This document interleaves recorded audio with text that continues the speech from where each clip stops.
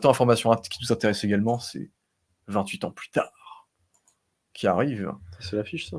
Mm. C'est vrai. qui devrait voir, même si ça date, il faut savoir que ça n'a toujours pas été confirmé officiellement, Donc il y aura le retour de Cillian Cillian Murphy. Ça n'a pas, en tout cas, il va produire le film, ça on le sait. Il Ouais, produira le ouais. film. On suppose qu'il sera de Il retour. profite enfin de son succès, c'est fou. Hein, les gars. Ouais. Il a fallu un Oscar. Hein, Depuis pour tout ça. Oppenheimer a tout changé. Il a fallu l'Oscar, les gars. c'est fou. Oppenheimer a tout changé. Nolan est un grand. Et du coup, nous apprenons déjà que une partie du casting a été révélée. Bon, là, je sais pas, est-ce que j'ai la flemme d'aller les chercher dans les news? Du coup, Ralph Fiennes devrait être dans le film. Ralph Fiennes, c'est l'acteur qui a joué Voldemort, qui a joué dans La Liste de Schindler, etc. Ouais, qui a joué dans Le Menu. Ouais, entre autres. Donc, Le Menu. C'est pas un bon film, les gars. C'est vraiment parce que je m'en souviens. On a Jodie Comer qui devrait être aussi dans le film. Jodie Comer, c'est l'actrice de la série Killing Eve, qui a joué dans Le Dernier Duel de Ridley Scott également. Oh. Et Charlie Hunnam devrait être dans le film également. Charlie Hunnam qu'on connaît pour Sons of Anarchy, pour récemment Rebel Moon, et pour bien d'autres projets. Donc il devrait rejoindre Cillian Murphy dans ce film-là. Donc 28 ans plus tard, c'est quoi? Eh bien, c'est la suite de 28 jours et 28 semaines plus tard. 28 semaines plus tard, qui est sorti il y a bien plus de 15 ans. Il faut savoir que c'est grâce à ce film-là il faut savoir que c'est grâce à cette franchise-là qu'Alex Garland s'est fait une carrière dans le cinéma, parce qu'à la base, Alex Garland, c'est un romancier. En fait, il a écrit des romans, et on lui a proposé d'écrire. Il a écrit même. C'est lui qui a écrit même. Il a écrit tous les films qu'il a fait, il les a écrits. Ex Machina, etc. Il n'a pas écrit des romans, mais il les a écrits en termes de scénario. Ouais, non, mais oui. Mais 28 ans ans plus tard, je voudrais savoir s'il a écrit. Je suis sûr qu'il a écrit. Je demande ça à Elia. Il a clairement écrit. Mais du coup, oui, c'est Danny Boyle qui l'avait approché en mode j'adore tes romans, genre, et j'ai envie que t'écrives 28 jours plus tard. Tu vois. Ah ouais. Et c'est comme ça que du coup, Alex Garland s'est pris. Ah oui. Non, c'est comme ça que faut comprendre, Alex Garland, il vient quand même d'un certain endroit. Ça fait quand même depuis les années 2000 qu'il est dans le game. Attends, ça fait 20 ans qu'il est là maintenant. Voilà, techniquement, voilà, oui. Voilà, du coup, il réalise ses films, Ex Machina et compagnie. Il a la Civil War qui arrive prochainement. Le cinéma, ça fait que 10 ans. Il avait écrit et produit le film Dread. Il avait écrit et produit 28 jours plus tard. C'est vrai. Il n'a pas réalisé Dread. Non, il n'a pas réalisé. Les rumeurs disent qu'il a quand même pas mal. Les gars. Excellent le film Dread. Regardez-le en 3D, magnifique. Et là, parce que ça fait depuis des années que Danny Boyle et lui veulent faire un film 28, une suite à 28 jours plus tard et 28 semaines plus tard. Donc 28 ans plus tard, parce que ça fait 20 ans qu'on n'a pas eu de film, quasiment. Donc on peut faire 28, du coup. Donc, pas de 28 mois plus tard, peut-être en spin-off un jour. Les approximations. Non, et du coup, série Netflix. Et du coup, Alex Garland a eu l'idée de faire, Alex Garland s'est dit j'ai envie de faire une trilogie. Alex Garland a eu l'idée de faire une trilogie 28 ans plus tard. Donc là, il y a déjà 3 films qui sont en préparation à la suite. Danny Boyle va tourner le premier, qui va bientôt tourner dans l'année. Et nous venons d'apprendre que Nia DaCosta, réalisatrice de The Marvels et de Candyman, entre autres, va réaliser la partie 2 de cette trilogie. Et 28 ans plus tard, du coup. Donc 28 ans plus tard, partie 2. Ok, qui s'appellera 28 décennies plus tard. Non, pour l'instant, c'est une trilogie. Les 3 s'appellent 28 ans plus tard. Okay. Partie 1, partie 2, partie 3, je suppose. Ok, bon, les gars. Du coup, Alex Garland aurait vraiment écrit un scénario de malade mental pour faire une trilogie. Ouais. Ah oui, Alex Garland, les gars. Sur ce clair, sur ce sûr, il est certifié depuis le film Prey, qui m'a... C'est pas lui? Non, c'est pas lui. C'est qui? C'est lui qui a fait 10 Cloverfield Lane. T'es sûr de toi? Oui, je suis sûr. T'es sûr de toi? Non, lui, il a fait... Que je dise pas de la merde. Lui, il a fait Annihilation. Ok, c'est pas lui qui a fait le film Prey, ça me... Je me calme, je me détends. Civil War qui arrive cette année. Je me détends. Par contre, je vais plus me détendre longtemps parce que Nia DaCosta, elle a réalisé entre autres Candyman et The Marvels. Donc de beaux succès financiers pour l'un et pour l'autre un peu moins. Il faut savoir que Nia DaCosta, moi ayant vu Candyman avec pour acteur principal Yahya Abdul-Mateen 2, un nom très royal, pour un film qui l'est beaucoup moins, m'avait beaucoup déçu, et surtout pour un film qui était vachement sous le prisme du nana anti-blanc. Donc, sous la lignée des Get Out, il y en a plein qui sont sortis.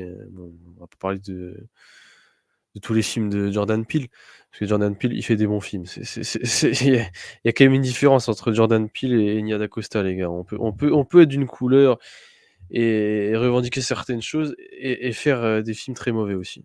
Ok, la cause ne Ne garantit jamais le film. Et non, et puis moi, je suis un fan, un amoureux du premier film Candyman, hein, des années 90 avec, Philip Glass à la musique, Tony Todd, excusez-moi, à la voix et au casting de Candyman. Puis là, quand tu vois un Candyman, qui est apathique, qui est, emmerdant en fait. Candyman, les gars, c'est de l'acting. C'est le personnage qui doit vous réveiller. C'est de l'acting, c'est de la prestance, Candyman. Et quand on se souvient du film Candyman, oui, je diverge un peu, je sais même plus comment on appelle ça. Je diverge un peu sur Candyman, parce que si on parle du sujet, c'est Nia DaCosta. Le casting est pas bon.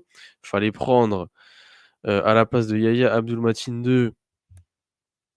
Ouais, Tony Todd. Voilà, mais à la place de Yahya Abdul-Mateen 2, fallait prendre Ouais, je sais plus. pas John David Washington, mais Denzel. Denzel Washington en Candyman. Non, il y en a un peu jeune là. C'était qui? On se rend rappelé l'autre fois, tu te rappelles? Même, t'as plus son nom. Non, moi j'ai pas son nom, je pensais que tu l'avais. Je sais pas de qui tu parles. Mais si on en parlait l'autre fois, un oie qui fait un peu peur, qui a un regard qui est inquiétant. Donc voilà les gars, le film Candyman ne me rassure pas quant au nom de Dacosta sur ce 28 ans plus tard.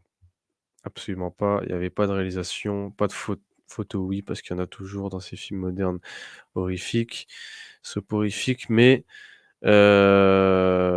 cadrage, composition, plan large, OK. Découpage zéro. Découpage zéro, les gars, découpage zéro. Et je suis désolé, mais le rythme est nécessaire dans un film 28 ans plus tard. On se rappelle de 28 heures plus tard, c'est un film effréné.